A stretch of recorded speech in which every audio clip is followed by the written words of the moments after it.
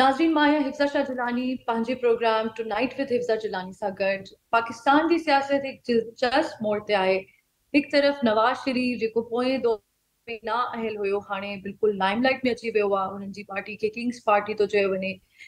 ॿिए तरफ़ ज़ारी साहब तो चए त पीएम जेतिरा भी अलायंसेस करे छॾे बट पीपल्स पार्टी जी हुकूमत दौर में टे तरफ़ पीटीआई जा चेयरमैन इमरान खान अञा ताईं जेल में आहिनि। लेवल प्लेइंग फील्ड जी ॻाल्हि थी थिए, इलाही सवाल आहिनि। जमहूरियत कीअं अॻिते वेंदी, इलेक्शंस में छा थींदो, इहे सभु सवाल असां सां गॾु हिन प्रोग्राम में असां डिस्कस कंदासीं। पहिरियों असां वटि गेस्ट आहिनि अब्दुल गफ्फार लेडी साहब फ्रॉम पीएमएलएन।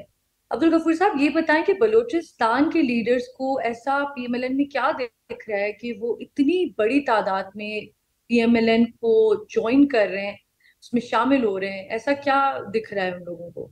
देखना कि ये कौमी लीडर हैं हमारे मियाँ नवाज शरीफ, पहले भी हम नून में रह चुके हैं। अभी भी इंशाल्लाह हमारी जो है ना एक मुस्लिम लीग ऐसे समझो जैन है, और पार्टी हम जो है ना वो सिर्फ हमारी जैन नहीं कर सकता है। जहाँ पे मुस्लिम लीग होगा इंशाल्लाह वहीं पे हम अपनी पुरानी वापस और मियाँ मोहम्मद नवाज शरीफ की क़यादत में हम अपनी पार्टी वापस शमूलियत की है। अब्दुल गफ्फार साहब, क्या नून लीग की पॉलिसीज ऐसी थी कि दूध और शहद की नहरें बह रही हैं कि आप सब नून लीग की तरफ दारी कर रहे हैं, नून लीग की तरफ जा रहे हैं? देखिए, आपकी सब चीज़ आपके यहाँ है। आपके मोटरवे देखें, आपके कच्चे अभी भी पहले आप कच्ची कैनाल, अभी मैं आपको कहता हूँ हमारे जो है ना नसीराबाद डिवीज़न में के तकरीबन पटफीटर कैनाल की लैंडिंग पे है मियाँ मोहम्मद शहबाज शरीफ ने 46 अरब रुपए अभी हमें डिवीज़न नसीराबाद को दी पटफीटर के इस मद में। और आपकी मोटरवे हैं, और 5 साल पहले आप बता दें मियाँ साहब के जाने के बाद पाकिस्तान में क्या काम हुआ। अब्दुल गफूर साहब, बलूचिस्तान की सियासी जमातों को ऐसा तासुर क्यों है कि वो हमेशा किंग्स पार्टी के साथ होते हैं? नहीं, ये नहीं है। देखे ना, असल ये नहीं है। पहले यही हम थे आपके मुस्लिम लीग में। मुस्लिम लीग हम छोड़ के बाप पार्टी बनाया वहाँ पे, लेकिन बाप पार्टी ऐसे हुआ कि हम सरवाई नहीं कर सके क्योंकि अपनी इख्तलाफात की वजह से। और ये है कि हम दरमियान में एक दूसरे के इसमें कि वो इतना नहीं कर सके, क्योंकि हमें अभी इस टाइम जो है ना मियाँ मोहम्मद नवाज शरीफ की ज़रूरत है। बलूचिस्तान को इंशाल्लाह कहीं पे भी काफ़ी हमारे जितनी भी हैं मोटरवे या कोई, हमारे पास तो सिंगल रोड है, डबल रोड तक कोई बलूचिस्तान में एक भी नहीं है। ये तवक्को के साथ इंशाल्लाह इस दफ़ा मियाँ मोहम्मद नवाज शरीफ इंशाल्लाह चौथी बार वज़ीर आज़म बनेगा तो हमारी नज़र बलूचिस्तान की मियाँ साहब पे लगे हुए हैं इंशाल्लाह। बलूचिस्तान की सियासी जमातों का ये तासुर क्यों है कि वो हमेशा किंग्स पार्टी की लीग ज्वाइन करते हैं? हमारा यह है कि वहाँ पे मियाँ मोहम्मद नवाज शरीफ की क़यादत में इंशाल्लाह यही हम बलूचिस्तान से और आपके मुस्लिम लीग नून क्लीन स्वीप करेगा इंशाल्लाह पाकिस्तान से। अब्दुल गफूर साहब, क्या इस वक्त जो मुल्क के हालात हैं और जो मुल्क की सियासत चल रही है, क्या इससे ये आपको लगता है कि हर जमात को लेवल प्लेइंग फील्ड का मौका मिल रहा है? देखिए, अभी मैं थोड़ा यहाँ पे भी इसकी देहात की तरफ हूँ, सही इस पे हूँ, रेंज से थोड़ा आउट हूँ, सही आवाज़ भी आपकी वो है। मसला ये है कि हमारे सियासी पार्टियां हैं। अभी आपका पीपल्स पार्टी का अलहदा आपके मंशूर है, हमारे नून का अलहदा वो है, सब पार्टियों का है। अभी देखें हमारे नेशनल का अलहदा इनका वो मंशूर इस पे है।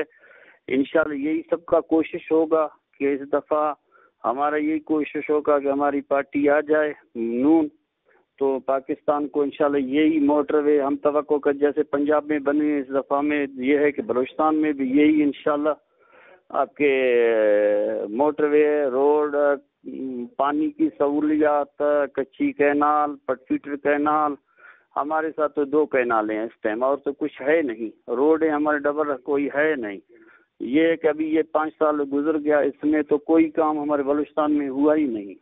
ناظرین، پاکستان جی معیشت الہی انپریڈکٹیبل ہے.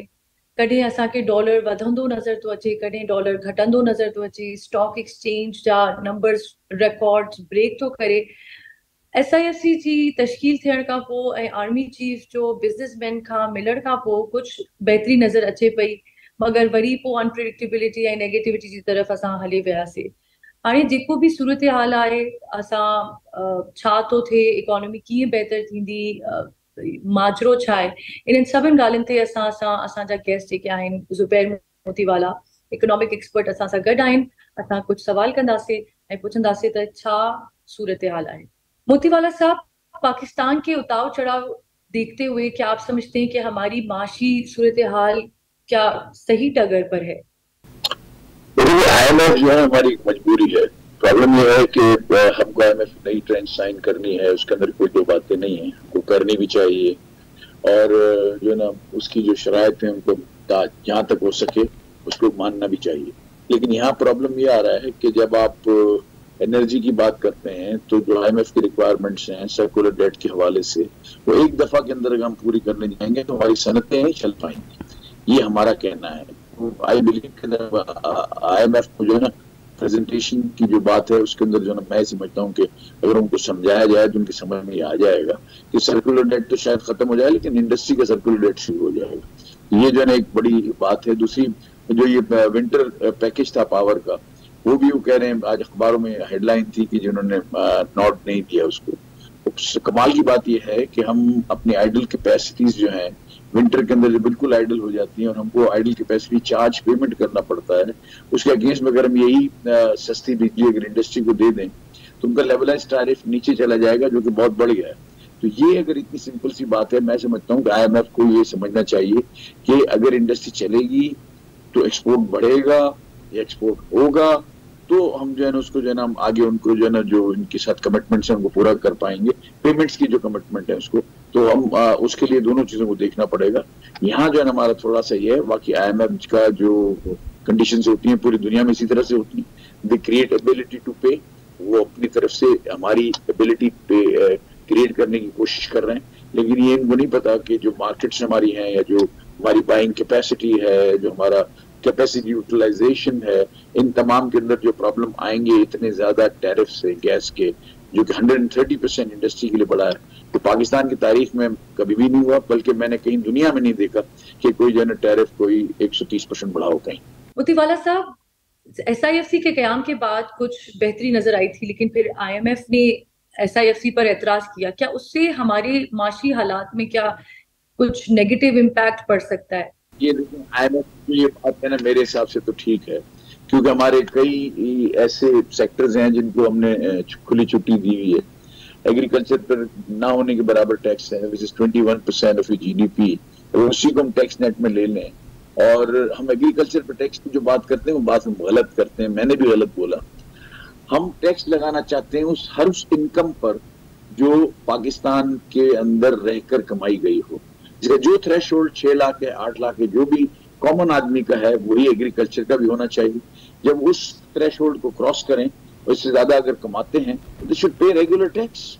इसमें कोई ऐसी बुराई की तो बात नहीं है. मैं नहीं समझता कि इसमें कोई ऐसी बुराई की बात है जिससे हम अगर अर्बन एरियाज टैक्स पेमेंट करते हैं एक थ्रेश होल्ड के बाद, तो उनको भी उसी थ्रेश होल्ड के बाद जो है ना इनकम टैक्स की पेमेंट करनी चाहिए.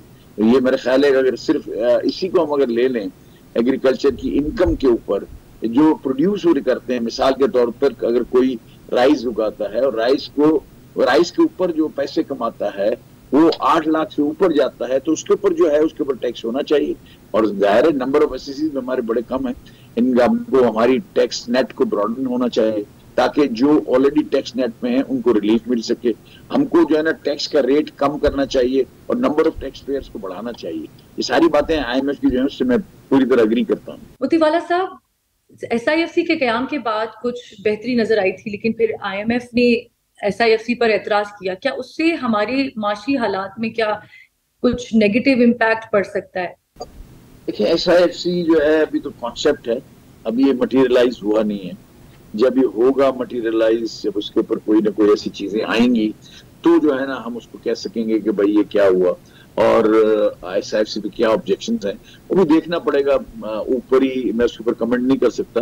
اسی کو ایک اخبار کی ایک سرخی ہے جس میں کہا کہ جی SIFC پہ بھی ان کا آبجیکشن آ گیا. تو آبجیکشن کیا ہے, کس کانٹیکس میں ہے, اس کا ریفرنس ٹو کانٹیکس کیا ہے, جب تک سمجھو نہیں. کیونکہ SIFC میں سمجھتا ہوں بڑا اچھا انیشیٹو ہے. یہ اس کو جو ہے نا ہمیں آگے چلانا چاہیے. اس سے ہمیں فارن انویسٹمنٹ ملے گی, فوڈ سیکیورٹی ہوگی اور کلٹیویشن بڑھے گا, اور ایسے معاملات جو کہ ہمیں چاہیے جس سے ملک کے اندر ادر دین ٹریڈیشنل ہماری انکم ہو وہ آنا چاہیے. یہ معیشت کو ہمیشہ صحیح کرنے کے لیے, بہتر کرنے کے لیے یہ آرمی اور فوج کی مدد کیوں لی جاتی ہے؟ جیسے کہ حال ہی میں ایک میٹنگ ہوئی, اس کے بعد بہت مطمئن نظر آئے. اسی طرح سے کیوں بزنس مین ہمارے جو ہیں وہ لیڈرشپ جو ہماری سیاسی قیادت ہے اس پر یقین اور ٹرسٹ کیوں نہیں کرتی؟ دیکھیں جی, بھروسے کی بات نہیں ہے. بات یہ ہے کہ ایک نیا انیشیٹو ہے تو اس کو جو ہے نا اگر کوئی قومی ادارہ اگر اس کو انیشیٹو لے کر اس کو کرنے کی کوشش کرتا ہے اور پولیٹیکل گورنمنٹ کی اور بیوروکریسی کی اگر مدد کرنا چاہتا ہے تو مجھے سمجھ میں نہیں آتا اس میں برائی کی کیا بات ہے. بات یہ ہے کہ یہ تو ایسی بات ہے نا جی, اگر کوئی آپ بھی نہیں کر سکتے اور میں کھاؤں بھی نہیں, کسی کو کھانے بھی نہیں, یہ تو مناسب نہیں ہے. اگر آپ فورن انویسٹمنٹ کو اٹریکٹ کرنے میں کامیاب نہیں ہوئے تو جس نے چیلنج دیا اس کو کر رہے تھے, انشاءاللہ تعالیٰ وہ کامیاب ہوں گے. ہم کو دعا کرنی چاہیے. हिन सां गॾु ॻाल्हाईंदासीं गज़ा जी सिचुएशन ते. इज़राइल रोज़ पंहिंजी मनमानी थो करे ऐं हज़ारनि माण्हुनि खे शहीद थो करे. इन्हनि ॿिन्हिनि मसइलनि ते ॻाल्हाइण लाइ असां सां गेस्ट मौजूद आहिनि सिक्योरिटी एनालिस्ट सैयद मोहम्मद अली.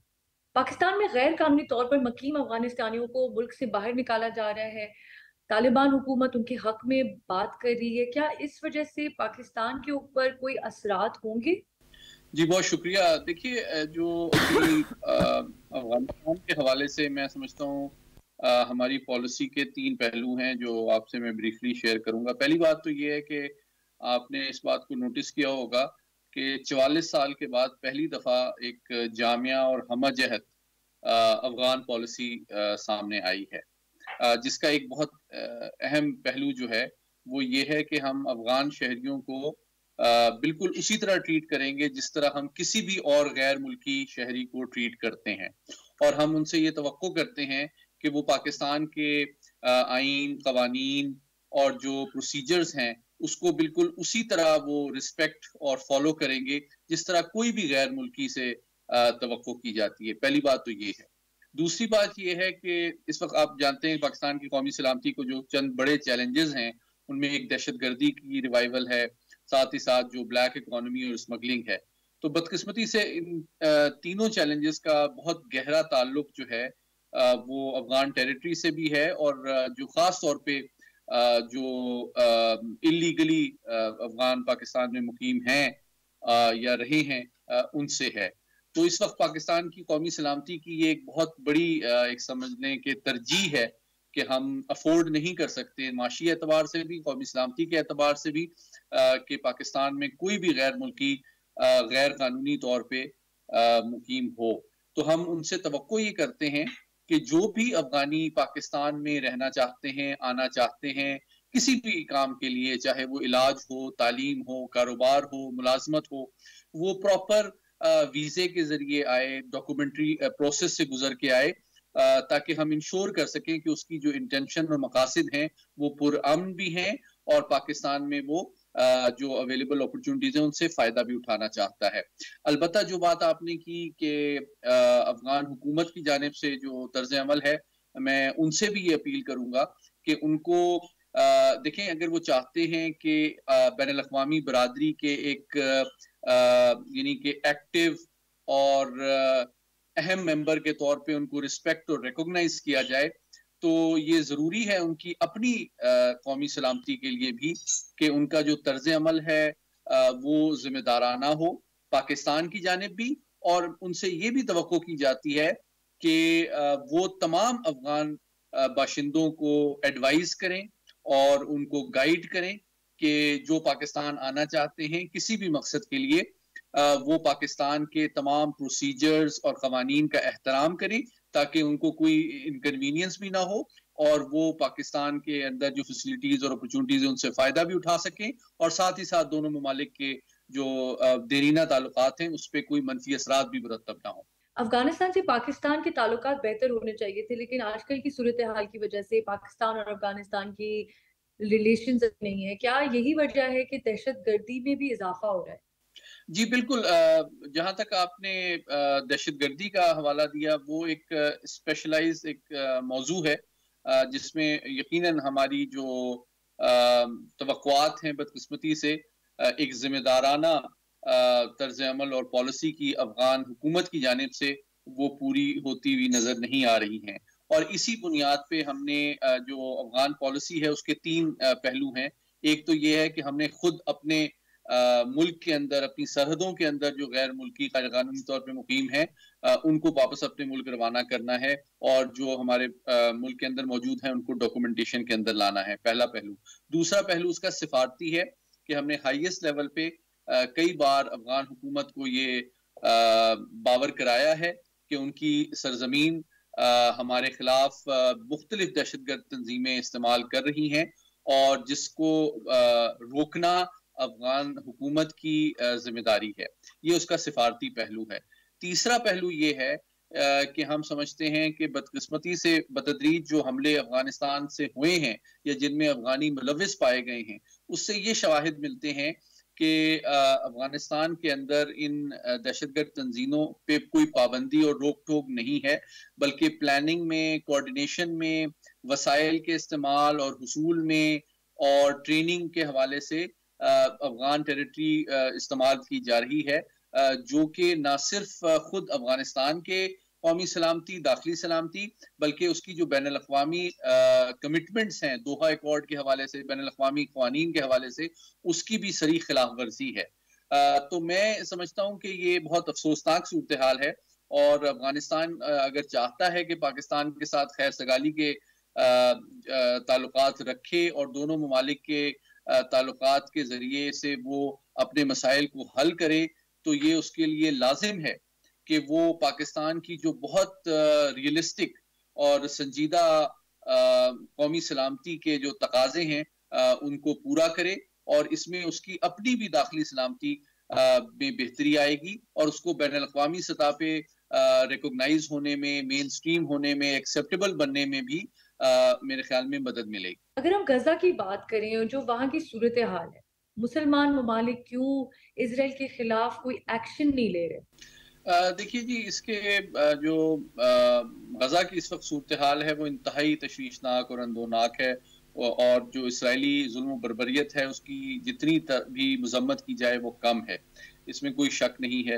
اور میں سمجھتا ہوں کہ جو اس وقت غزہ کی صورتحال ہے وہ نہ صرف اسلامی امہ بلکہ بین الاقوامی قوانین، بین الاقوامی ادارے، اقوام متحدہ، ان تمام کے لیے ایک بہت بڑا ٹیسٹ کیس ہے کہ کیا وہ اپنی ذمہ داریاں پوری کرتے ہیں اور غزہ کی صورتحال اور فلسطینیوں کے جو حقوق ہیں اور اس کی پروٹیکشن انشور کرتے ہیں یا نہیں۔ جہاں تک اسلامی امہ کا تعلق ہے تو جس طرح ابھی آپ نے دیکھا کہ OIC اور عرب لیگ کا جو جوائنٹ اجلاس منعقد کیا گیا غیر معمولی، اس میں بہت شدید انداز میں، شدید الفاظ میں مذمت بھی کی گئی، اور اس بات پہ زور دیا گیا اقوام متحدہ کی سیکیورٹی کونسل پہ کہ وہ اپنی ذمہ داری پوری کرے تاکہ جنگ بندی کو فوری طور پہ نہ صرف ممکن بنایا جا سکے بلکہ جو ہیومینیٹیرین انٹرونشن ہے وہ بھی انشور کی جائے، اور ساتھ ہی ساتھ جو ان کی اور ریلوکیشن ہے شمالی غزہ سے جنوبی غزہ کی جانب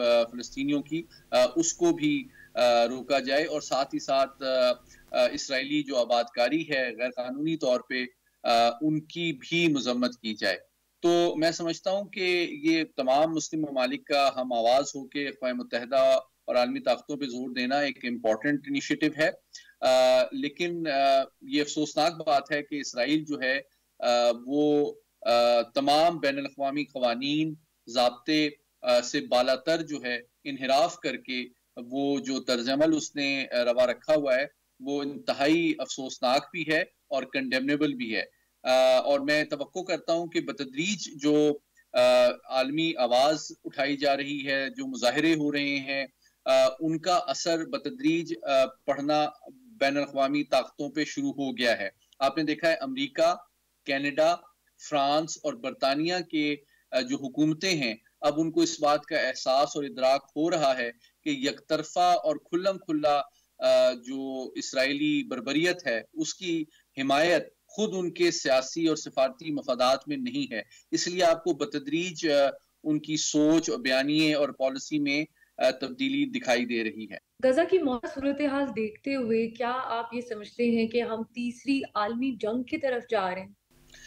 دیکھیں، اگر حقیقت پسندانہ انداز میں بات کی جائے، ایک تو انسانی پہلو ہے، قانونی پہلو ہے جو ہم نے ڈسکس کر لیا، لیکن جو اس کا تصویراتی اور اسٹریٹجک پہلو ہے اس لحاظ سے اگر دیکھا جائے تو تمام تر ظلم و جبر اور انسانی حقوق کی خلاف ورزی کے باوجود ایک مسلمہ حقیقت یہ ہے کہ اسرائیل مشرق وسطیٰ کی واحد ایٹمی طاقت ہے، جس وجہ سے جو دیگر مسلم ممالک ہیں وہ براہ راست روایتی جنگ میں حماس کی ساتھ شامل ہونا ایک سنجیدہ پالیسی آپشن نہیں سمجھتے. البتہ جو دیگر متحرک قوتیں ہیں اور تنظیمیں ہیں جن کو حمایت حاصل ہے حماس کی اور جو اسرائیل کو اپنا دشمن تصور کرتے ہیں، وہ آپ دیکھ رہے ہیں کہ اور کئی محاذ وہ کھول رہے ہیں. حوتیز جو ہیں انہوں نے بھی اعلان جنگ کیا ہے یمن سے، ساتھ ہی ساتھ آپ جانتے ہیں کہ لبنان سے حزب اللہ کی بھی جو جھڑپیں ہیں وہ بارڈر پہ چل رہی ہیں. ساتھ ہی ساتھ تقریباً 200 کے قریب شہادتیں ویسٹ بینک میں بھی ہو چکی ہیں اور تقریباً 40 سے زیادہ حملے امریکی افواج پہ عراق اور شام میں بھی ہو رہے ہیں. تو آپ دیکھ رہے ہیں کہ بتدریج جو یہ جنگ پھیل رہی ہے اور اس کے کئی محاذ کھل رہے ہیں. البتہ میں یہ توقع نہیں کرتا کہ یہ کوئی فوری اور فیصلہ کن جنگ ہوگی، بلکہ ایک غیر روایتی اور لمبے عرصے تک چلنے والے میں سمجھتا ہوں تنازع اور کانفلکٹ کی صورت شاید یہ اختیار کرے گی. تو آپ کے خیال میں یہ معاملہ کس طرح حل ہوگا جبکہ اسرائیل کسی بھی طور پہ جنگ بندی یا مظالم کو روکنے پہ تیار نہیں ہے؟ دیکھیں، 3 معاملات ہیں جس کا اثر اسرائیل کی پالیسی پہ پڑ سکتا ہے اور اس کو جنگ بندی پہ مجبور کیا جا سکتا ہے. پہلی ڈومین جو سب سے امپورٹنٹ ہے وہ یہ ہے کہ امریکہ جو مسلسل دفاعی اکوپمنٹ اسرائیل کو پرووائڈ کر رہا ہے، وہ ہتھیار اور ایمونیشن جو کہ فلسطینیوں کے خلاف یوز ہو رہے ہیں، عالم اقوام اور جو برادری ہے، عالمی برادری، وہ اگر امریکہ پہ زور دے کہ یہ کم سے کم فوری طور پہ اس اسلحے کی ترسیل کو بند کیا جائے یا کم سے کم اسرائیل پہ یہ پابندی عائد کی جائے کہ جو اسلحہ اس کو دیا جا رہا ہے وہ سویلین پاپولیشن کے خلاف استعمال نہ کرے. یہ ایک سفارتی پہلو ہے. دوسرا پہلو، امریکہ کے اندر سیاسی معاملات بھی اہمیت رکھتے ہیں.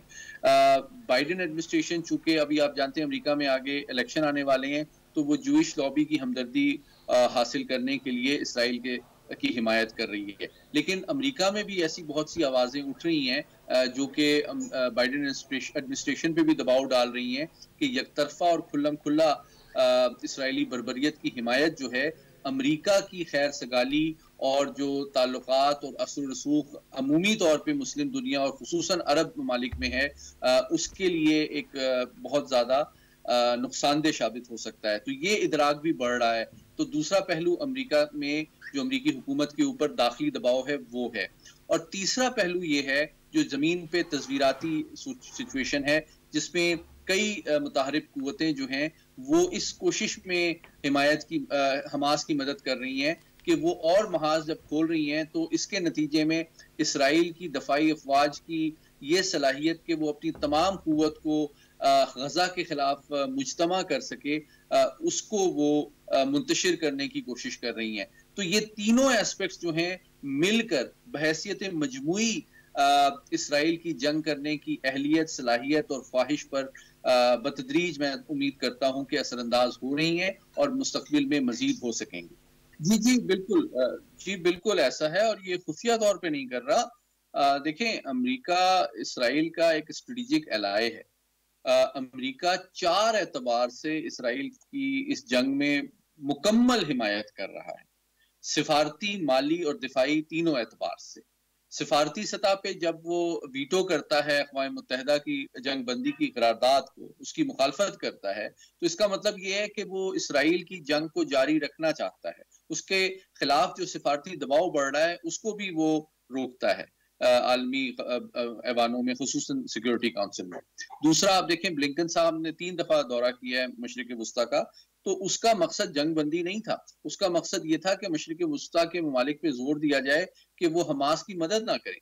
तो उस सिफारतकारी का मकसद भी बुनियादी तौर पे हमास को डिप्लोमेटिकली आइसोलेट करना और इसराइल की जंग बंदी को नामुमकिन बनाना था। तीसरा पहलू जो आपने हवाला दिया ब्लूमबर्ग की रिपोर्ट का, जनाब तकरीबन 123 फ्लाइट्स जो हैं वो लेटेस्ट इतलात के मुताबिक अमेरिका में से पिछले 37 दिनों में आई हैं, जो लेटेस्ट वेपन सिस्टम लेके आ रही हैं, वो एम्यूनिशन लेके आ रही हैं, ताकि इसराइल जिस वेपन्स को इस्तेमाल कर रहा है फ़लस्तीनियों के खिलाफ। और चौथी मदद है वो ये है, इस वक्त तकरीबन 47 अमरीकी बहरी जंगी जहाज जो है मशरिक वस्ता में मौजूद हैं, ताकि अगर ये जंग फैलती है तो वो इसको मजीद हिफाजत या डिफेंस में मदद कर सकें।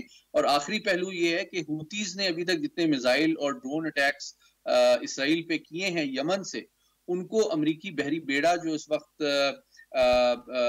रेड सी में मौजूद है, उसके ऊपर नस्ब एयर डिफेंस सिस्टम के जरिए से फजा में तबाह किया गया है। तो एक तरह से ऑलरेडी वो जंग में डिफेंसिव रोल में शामिल है इसराइल के शाना बशाना। तो ये तो 4 एतबार से आपको नजर आता है कि अमेरिका बिल्कुल इस जंग में एक स्ट्रेटेजिक पार्टनर और स्ट्रेटेजिक एलाय के तौर पे शरीक है। Thank you so much mister Mohammad Ali कि आपने अपना कीमती वक्त निकाल के हमारे साथ शामिल हुए। हिन सां गॾु आज जो प्रोग्राम ख़त्म थियो। मिलंदासीं अगली दफ़ा नए इशू सां गॾु। ॾिसंदा रहियो आवाज़ टीवी टुनाइट विद हिफ्ज़ा जिलानी। अल्लाह हाफ़िज़।